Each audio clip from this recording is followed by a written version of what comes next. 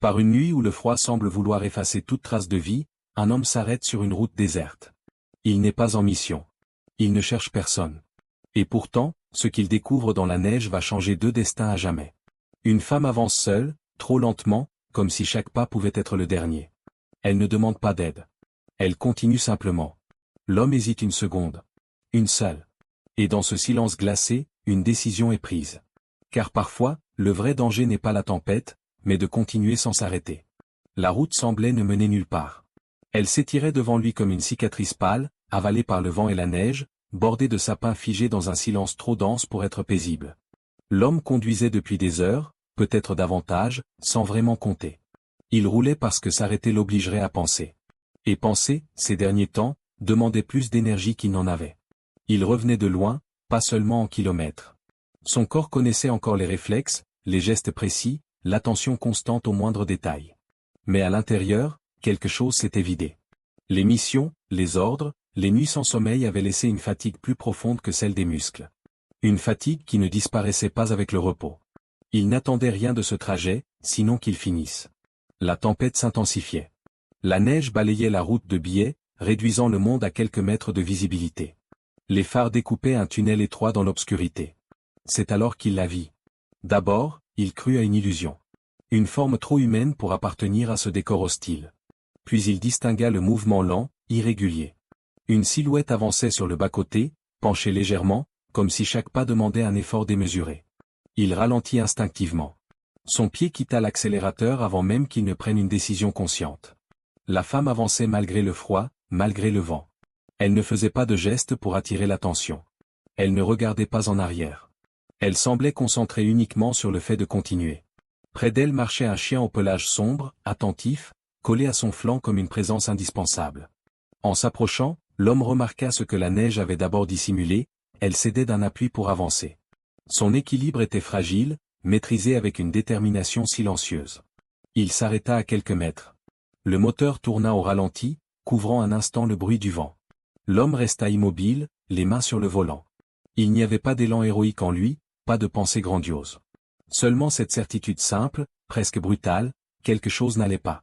Et il ne pouvait pas continuer comme si de rien n'était. Il ouvrit la portière. Le froid s'engouffra aussitôt, mordant, sans pitié. La femme se figea. Le chien se redressa légèrement, sans agressivité, mais prêt. Leurs regards se croisèrent à travers les flocons. Il leva les mains, lentement, pour montrer qu'il n'était pas une menace. Il parla calmement, sans urgence, sans promesse. Sa voix se perdit presque dans le vent, mais elle était stable. Il ne demanda pas d'explication. Il n'imposa rien. Il offrit simplement une possibilité. La femme hésita. Une seconde, peut-être deux. Dans cet intervalle minuscule, toute une vie semblait peser. Puis elle hocha la tête, très légèrement. Ce n'était pas un abandon. C'était un choix. Quand elle monta dans le véhicule, le silence changea de nature. Il n'était plus vide. La route reprit devant eux, toujours aussi hostile. Mais désormais, deux trajectoires s'étaient croisées. Et dans ce monde gelé, une première fissure venait de s'ouvrir dans la solitude. Le chauffage mit quelques minutes à faire effet. D'abord, ce fut seulement un souffle tiède, presque inutile face au froid qui s'était incrusté dans les vêtements, dans la peau, jusque dans les pensées. La femme resta droite sur le siège passager, les mains posées sur ses genoux, comme si elle occupait un espace qui ne lui appartenait pas encore. Le chien s'installa à l'arrière sans un bruit, son corps large calé contre la banquette, les yeux attentifs, vigilants, mais sans hostilité. La route reprit son cours sous les pneus. La neige continuait de tomber, mais plus doucement, comme si la tempête elle-même retenait son souffle. Aucun des deux ne parla tout de suite. Le silence n'était pas pesant. Il était dense, prudent. Un silence de ceux qui protègent. L'homme gardait les yeux sur la route. Il conduisait avec cette précision tranquille de quelqu'un habitué à avancer dans des conditions difficiles. Pas de gestes brusques, pas d'impatience. De temps à autre, il jetait un regard bref vers elle, uniquement pour s'assurer qu'elle allait bien. Pas par curiosité. Par responsabilité. Elle finit par desserrer légèrement les doigts. Ses mains, encore engourdies, tremblaient à peine, mais suffisamment pour qu'elle les remarque. Elle inspira profondément, comme si elle évaluait chaque mot avant de le laisser sortir. Elle dit qu'elle n'avait pas prévu de marcher si longtemps. Que la nuit l'avait surprise. Que parfois, on pense pouvoir aller jusqu'au bout seul, sans mesurer ce que le corps impose quand il décide de ralentir. Sa voix était basse, maîtrisée, sans plainte. Elle ne racontait pas pour se faire plaindre. Elle expliquait, simplement. Il hocha la tête, sans la couper.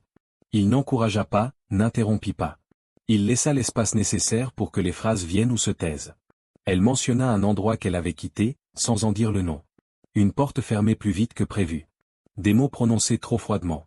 Puis le besoin de partir avant que rester ne fasse encore plus mal. Le chien bougea légèrement à l'arrière. Elle tendit la main vers lui sans se retourner, ses doigts se posant naturellement sur son pelage. Le geste était sûr, familier. Ancré. L'homme répondit peu. Il dit seulement qu'il rentrait chez lui. Que la route était longue. Qu'il avait besoin de silence depuis un moment. Ce furent des phrases simples, presque anodines, mais elles portaient un poids invisible. Celui de quelqu'un qui avait longtemps parlé quand il le fallait, et appris à se taire quand les mots devenaient trop lourds. Elle le regarda enfin, brièvement.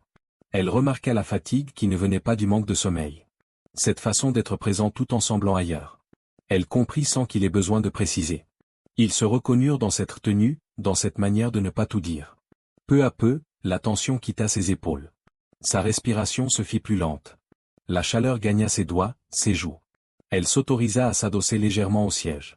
Rien n'avait été réglé. Rien n'avait été promis. Mais quelque chose s'était déplacé. Il n'était plus deux solitudes parallèles avançant dans la nuit. Ils partageaient désormais le même espace, le même rythme. Et dans le murmure du moteur, un premier apaisement prenait forme, discret, fragile, mais bien réel. La route se rétrécit encore avant de disparaître presque entièrement sous la neige. L'homme ralentit davantage, connaissant chaque virage, chaque irrégularité, comme on connaît un lieu où l'on a vécu longtemps sans vraiment y habiter. Une lueur apparut enfin entre les arbres. Faible, immobile. Une maison, ou plutôt ce qu'il en restait d'éclairé dans la nuit. Il coupa le moteur. Le silence retomba aussitôt, plus épais encore que dehors. Lorsqu'il sortit, le froid sembla plus vif, comme vexé d'avoir été tenu à distance quelques minutes. Il fit le tour du véhicule sans hâte, ouvrit la portière côté passager et tendit la main, sans la presser. Elle hésita à peine avant de s'appuyer sur lui pour descendre. Le geste était simple, mesuré. Ni pitié, ni bravade. Juste l'attention nécessaire. À l'intérieur, l'air était glacé. Le lieu n'avait rien d'accueillant au premier regard. Un espace modeste, presque austère. Des meubles solides mais usés, des murs marqués par le temps, une odeur de bois et de foie mêlée. Il alluma une lampe. La lumière, jaune et fatiguée, repoussa les ombres sans les faire disparaître complètement. Pourtant, quelque chose changea immédiatement. Le monde extérieur cessa d'exister. Elle resta près de la porte un instant, immobile, comme si franchir ce seuil demandait encore une décision. Son corps, tendu depuis des heures, commençait à lui rappeler sa fatigue. Il la remarqua et posa simplement un manteau épais sur le dossier d'une chaise, à portée de main. Puis il s'occupa du feu. Les gestes étaient précis, appris depuis longtemps. Bois, allumettes, souffle discret. Bientôt, le crépitement se fit entendre. La chaleur arriva lentement. Elle s'installa sur une chaise, puis sur le canapé, prenant conscience de chaque mouvement. Elle retira ses gants avec précaution, observa ses doigts rougis, encore engourdis. Le chien entra à son tour, secoua la neige de son pelage et se coucha près d'elle, son flanc contre sa jambe, comme pour l'ancrer ici, maintenant. Il lui tendit une tasse fumante. Rien de sophistiqué. De l'eau chaude, peut-être un peu de thé. Elle la prit à deux mains, laissant la chaleur passer de la porcelaine à sa peau. Son souffle se ralentit. Ses épaules s'abaissèrent légèrement.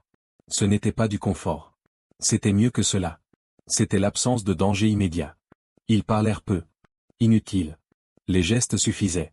Il suspendit ses vêtements près du feu, posa une couverture à portée. Elle accepta sans résistance, sans fierté mal placée. Dans ce silence, elle ne se sentait pas jugée. Elle ne devait rien prouver. Elle existait simplement, entière, malgré les manques. Lui, de son côté, s'aperçut qu'il n'était pas en alerte. Son corps n'était pas tendu vers une menace invisible. Il n'avait rien à anticiper, rien à contenir. Il protégeait sans calculer, sans stratégie. Juste en étant là. La tempête continuait dehors, mais ses bruits semblaient lointains, étouffés. À l'intérieur, la chaleur gagnait peu à peu le bois, les murs, les corps. Rien n'était parfait. Rien n'était garanti. Mais dans cet abri imparfait, une sécurité fragile venait de naître, et avec elle, un soulagement profond, presque douloureux tant il était attendu. Le feu brûlait régulièrement, projetant sur les murs des ombres lentes qui semblaient respirer avec eux. Le temps s'était étiré sans qu'aucun d'eux ne s'en rende compte. La tempête n'était plus qu'un murmure étouffé derrière les vitres. À l'intérieur, la chaleur avait fait tomber les dernières résistances physiques, laissant place à une fatigue plus honnête, plus vulnérable. Elle fut la première à parler. Pas brusquement. Comme si les mots avaient attendu que le lieu soit prêt à les recevoir. Elle regardait les flammes, non l'homme en face d'elle. Sa voix était posée, presque distante, mais chaque phrase portait un poids réel. Elle parla de l'accident sans entrer dans les détails. D'un moment qui avait séparé sa vie en deux. Avant et après. Elle expliqua comment son corps avait changé, non seulement dans ce qu'il pouvait faire, mais dans la manière dont les autres le regardaient. Comment certains gestes de gentillesse finissaient par ressembler à de la gêne. Comment l'aide, parfois, devenait une façon de rappeler qu'elle n'était plus tout à fait entière aux yeux du monde. Elle dit aussi ce sentiment d'être devenue encombrante. Pas parce que l'on disait, mais parce que l'on évitait de dire. Les silences trop longs. Les décisions prises à sa place. L'impression d'être une charge qu'on tolère plus qu'on ne choisit. Elle n'éleva jamais la voix. Elle ne se plaignit pas. Elle constata. Le chien releva la tête, posa son museau contre sa cuisse. Elle passa une main distraite sur son pelage, comme on s'assure d'une réalité tangible. Ce contact semblait lui donner le droit de continuer. Quand elle se tut, le silence ne fut pas inconfortable. Il était plat. L'homme resta immobile, les mains jointes, le regard fixé sur le feu. Il ne chercha pas à répondre tout de suite. Puis, presque à contretemps, il parla à son tour. Il évoqua une relation ancienne, sans nommer de date, sans accuser qui que ce soit. Il parla surtout de l'absence. De ce qu'elle fait aux gens quand elle devient une habitude. Il expliqua comment il avait toujours pensé que faire ce qu'il fallait suffisait. Que remplir ses devoirs était une forme d'amour. Jusqu'au jour où il avait compris que certaines personnes ne demandent pas qu'on les protège de loin, mais qu'on soit là, vraiment. Il admit qu'il avait trop souvent choisi ce qui semblait nécessaire plutôt que ce qui était vivant. Qu'il avait cru pouvoir réparer plus tard ce qui s'effritait doucement. Et qu'un jour, il n'y avait plus rien à réparer. Juste un vide calme et définitif. Ils ne cherchèrent pas à se rassurer. Il n'y eut ni promesse, ni comparaison de souffrance. Seulement deux récits déposés sans attente de réponse. Chacun reconnut dans l'autre une forme de fatigue familière. Une lassitude née non du drame, mais de l'endurance prolongée. Elle leva enfin les yeux vers lui. Il soutint son regard sans détour. Il n'y avait ni pitié, ni désir de sauver. Seulement une compréhension lucide. Celle qui naît quand on cesse de vouloir arranger ce qui ne peut pas l'être, et qu'on accepte simplement de voir. Dans ce calme fragile, une tristesse douce s'installa. Pas écrasante. Une tristesse qui ne demandait rien, qui n'exigeait pas d'être effacée. Elle cohabitait avec une forme de respect silencieux. Il ne s'était pas guéri. Mais il s'était reconnu. Et parfois, cela suffisait pour alléger le poids de la nuit. Les jours suivants s'installèrent sans annonce, comme s'ils avaient toujours été là. Personne ne décida vraiment qu'elle resterait. Personne ne parla de départ non plus. Le temps glissa simplement, prenant la forme de gestes répétés, de silences qui n'avaient plus besoin d'être remplis. Le matin, la lumière entrait timidement par les fenêtres, révélant les traces laissées par la nuit. Le froid persistait dehors, mais il ne pénétrait plus l'intérieur de la même manière. Il se levait tôt, par habitude plus que par nécessité, remettant du bois dans le feu avant même de réfléchir. Elle se réveillait plus tard, attentive à son corps, apprenant à lui faire confiance de nouveau.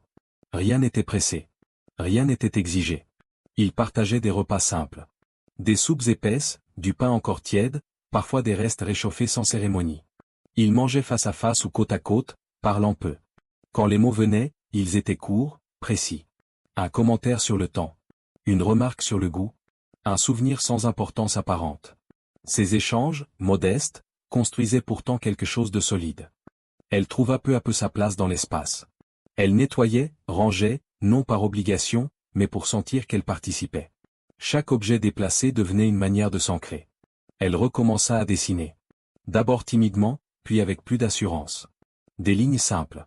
Le contour des arbres. Le chien endormi près du feu. Parfois, elle se dessinait elle-même, debout, immobile, mais stable. Lui travaillait dehors. Il réparait ce que l'hiver avait fragilisé. Une clôture, une marche, une gouttière. Le travail manuel le ramenait dans son corps. Il respirait plus profondément. Il remarqua qu'il ne portait plus sa veste à l'intérieur, comme s'il avait cessé d'attendre une urgence invisible. Un jour, sans s'en rendre compte, il resta assis plus longtemps après le repas, observant la flamme plutôt que de se lever immédiatement.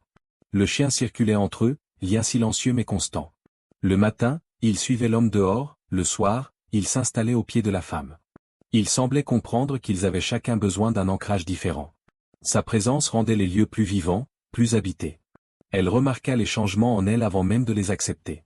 Elle dormait plus profondément. Les réveils en sursaut devinrent rares. Son souffle se calma. Elle se surprit à rire doucement une fois, presque par accident. Le son la surprit autant qu'il la rassura. Rien ne lui fut retiré. Lui changeait plus lentement. De façon presque invisible. Il parlait un peu plus. Il écoutait autrement. Il cessait de mesurer chaque instant comme s'il devait bientôt partir. Pour la première fois depuis longtemps, il ne comptait pas les jours. Rien n'avait été nommé. Rien n'avait été promis. Pourtant, une chaleur discrète s'était installée.